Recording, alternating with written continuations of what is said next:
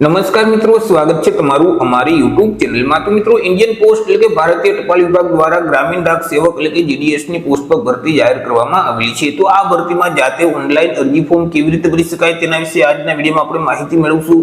પરંતુ તે પહેલા વિડીયો ગમે તો લાઈક અને શેર કરી દેજો, ચેનલમાં નવા હોય તો ચેનલને સબસ્ક્રાઇબ કરી દેજો। તો ચાલો મિત્રો, વિડીયોની શરૂઆત કરીએ।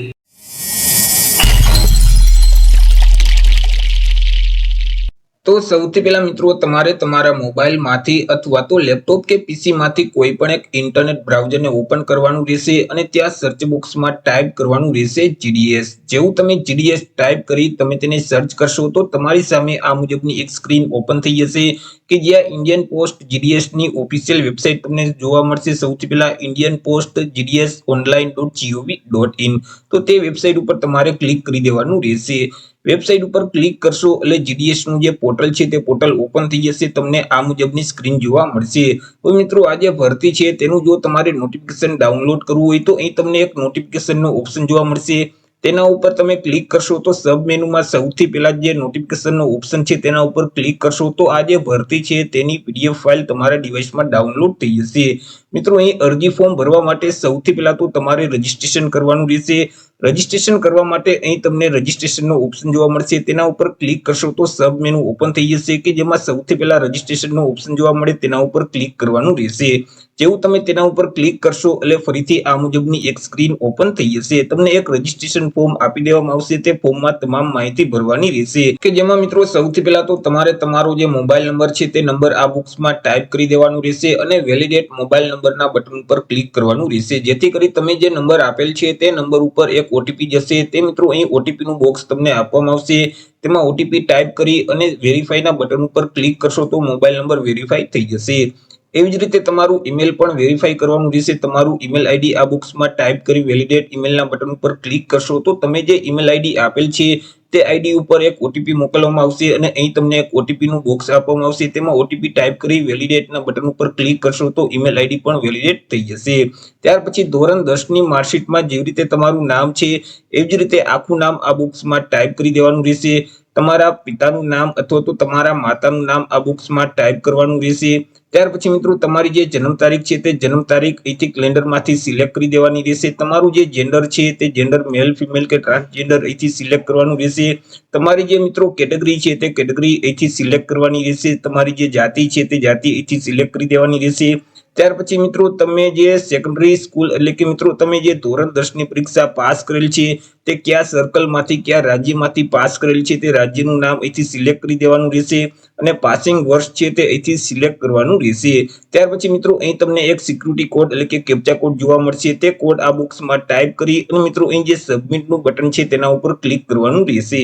આગળ મિત્રો, તમારું જે આધાર કાર્ડ છે તે આધાર કાર્ડ નંબર આ બોક્સમાં ટાઈપ કરી દેવાના રહેશે। ત્યાર પછી તમે શારીરિક રીતે વિકલાંગ વ્યક્તિ છો કે કેમ, જો શારીરિક રીતે વિકલાંગ વ્યક્તિ હોય તો યસ સિલેક્ટ કરી દેવાનું રહેશે અને મિત્રો તેમની જે કેટેગરી છે તે કેટેગરી સિલેક્ટ કરી સબ કેટેગરી સિલેક્ટ કરી દેવાની રહેશે। પરંતુ તમે શારીરિક રીતે વિકલાંગ વ્યક્તિ નથી તો અહીંથી તમારે નો સિલેક્ટ રાખવાનું રહેશે।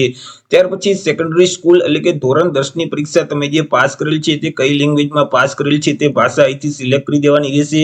તો આપણે અહીં મિત્રો ગુજરાતીને સિલેક્ટ કરવાની રહેશે। તે સિવાય મિત્રો તમને તે ઉપરાંત જે બીજી લેંગ્વેજ આવડતી હોય જેમ કે હિન્દી છે, ઇંગ્લિશ છે, તે લેંગ્વેજ તમારે અહીંથી સિલેક્ટ કરી ઓકે ના બટન ઉપર ક્લિક કરી દેવાનું રહેશે।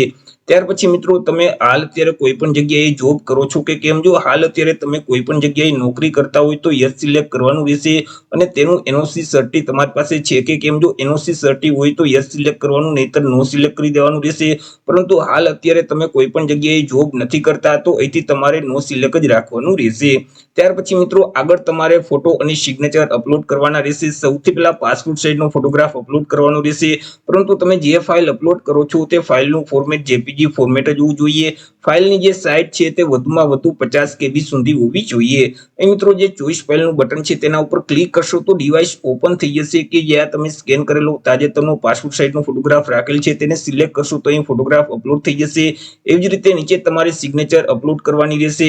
તમે જે ફાઇલ અપલોડ કરો છો તે ફાઇલનું ફોર્મેટ જેપીજી ફોર્મેટ હોવું જોઈએ। ફાઇલની સાઇઝ છે તે વધુમાં વધુ 20 KB સુધી હોવી જોઈએ। મિત્રો અહીં ચોઈસ ફાઇલના બટન ઉપર ક્લિક કરી તમારે સિગ્નેચરને સિલેક્ટ કરી દેવાની રહેશે, જેથી કરી સિગ્નેચર અપલોડ થઈ જશે। તમામ વિગત ભરાઈ જાય એટલે અહીં જે સબમિટનું બટન છે તેના ઉપર ક્લિક કરી દેવાનું રહેશે। જેવું મિત્રો તમે સબમિટના બટન ઉપર ક્લિક કરશો એટલે તમારું અરજી ફોર્મ છે તે પ્રિવ્યુ મોડમાં ઓપન થઈ જશે કે જેમાં તમામ માહિતી એકવાર ચેક કરી લેવાની રહેશે। ત્યાર પછી અહીં તમને એક ડિક્લેરેશન જોવા મળશે, તેને વાંચી એક્સેપ્ટ કરવા માટે ચેકબોક્સમાં ટિક કરી દેવાનું રહેશે અને સબમિટના બટન ઉપર ક્લિક કરવાનું રહેશે। જેવું તમે સબમિટના બટન ઉપર ક્લિક કરશો તો પોર્ટલ પર તમારું રજીસ્ટ્રેશન સક્સેસફુલ થઈ જશે। તમને એક રજીસ્ટ્રેશન નંબર આપવામાં આવશે, તે નંબર વડે આગળ તમારે લોગિન કરી અને અરજી ફોર્મ ભરવાનું રહેશે।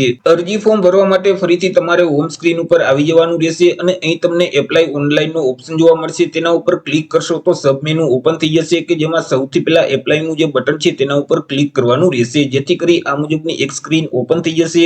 રજીસ્ટ્રેશન કરતી વખતે તમને જે રજીસ્ટ્રેશન નંબર આપવામાં આવેલું છે તે નંબર આ બોક્સમાં ટાઈપ કરી દેવાનું રહેશે। તમારે જે સર્કલમાં અરજી ફોર્મ ભરવું હોય તે સર્કલનું નામ અહીંથી સિલેક્ટ કરી દેવાનું રહેશે અને સબમિટના બટન ઉપર ક્લિક કરવાનું રહેશે। જેવું મિત્રો તમે સર્કલને સિલેક્ટ કરશો એટલે તમે જે રજીસ્ટ્રેશન કરતી વખતે મોબાઈલ નંબર આપેલ છે તે નંબર ઉપર એક ઓટીપી મોકલવામાં આવશે, તે ઓટીપી આ બોક્સમાં ટાઈપ કરી દેવાના રહેશે। અહીં જે કેપ્ચા કોડ છે તે સેમ કોડ આ બોક્સમાં ટાઈપ કરી અને નેક્સ્ટના બટન ઉપર ક્લિક કરી દેવાનું રહેશે। આગળ મિત્રો તમને એક અરજી ફોર્મ આપી દેવામાં આવશે, તે ફોર્મમાં તમામ માહિતી ભરવાની રહેશે, પરંતુ રજીસ્ટ્રેશન કરતી વખતે તમે જે માહિતી આપેલ છે તે માહિતી ઓટોમેટિક લઈ લેશે, તેમાં તમે કોઈ પણ પ્રકારનો ફેરફાર નહીં કરી શકો। ત્યાર પછી નીચે તમારે અલગ અલગ બે સરનામા આપવાના રહેશે કે જેમાં સૌથી પહેલા તો હાલનું સરનામું આપવાનું રહેશે।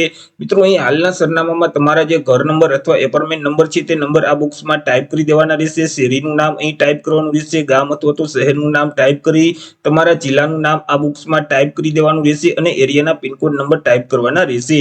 ત્યાર પછી કાયમી સરનામું આપવાનું રહેશે, પરંતુ હાલનું સરનામું અને કાયમી સરનામું બંને એક જ હોય તો અહીં ચેકબોક્સ છે ત્યાં ટિક કરી દેવાનું રહેશે। બંને અલગ અલગ હોય તો મિત્રો અહીં કાયમી સરનામાના જે એપાર્ટમેન્ટ નંબર અથવા તો ઘર નંબર છે તે અહીં ટાઈપ કરી દેવાના રહેશે, શેરીનું નામ ટાઈપ કરવાનું રહેશે, ગામ અથવા તો શહેરનું નામ ટાઈપ કરી જિલ્લાનું નામ ટાઈપ કરી દેવાનું રહેશે અને એરિયાના પિનકોડ નંબર અહીં ટાઈપ કરવાના રહેશે। આગળ મિત્રો તમારે એજ્યુકેશન ક્વોલિફિકેશન એટલે કે શૈક્ષણિક લાયકાતની વિગત આપવાની રહેશે। ધોરણ 10 ની પરીક્ષા જે બોર્ડમાંથી પાસ કરેલ છે તે બોર્ડનું નામ અહીંથી સિલેક્ટ કરી દેવાનું રહેશે। ત્યાર પછી રિઝલ્ટનો પ્રકાર અહીંથી સિલેક્ટ કરવાનું રહેશે, એટલે કે તમારા રિઝલ્ટમાં માર્ક સિસ્ટમ છે કે ગ્રેડ સિસ્ટમ તે ઓપ્શન અહીંથી સિલેક્ટ કરવાનું રહેશે।